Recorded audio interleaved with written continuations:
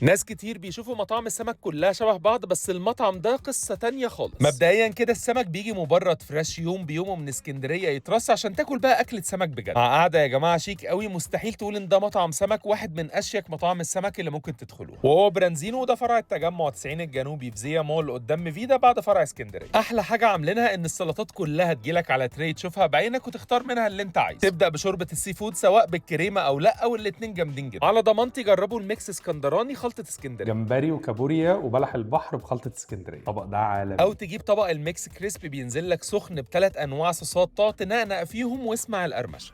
تشير مع حد في ميكس جمبري صبيت فاهيتا على الجريل خطير. ومن واحد جرب معظم مطاعم السمك في مصر، ده احلى باتر فلاي يا جماعه انا اكلته، باحلى طعم زبده واخف. عندك بقى جمبري مقلي نضيف قوي والبريدنج خفيف وفي نفس الوقت مقرمش، مختلف عن اي مكان تاني. مش هتلاقوا حد بيعملها بالطريقة دي. خلطات هاديه ونضيفه ومختلفه، ومش بس ده المختلف، حتى الرز الصياديه عندهم مختلف.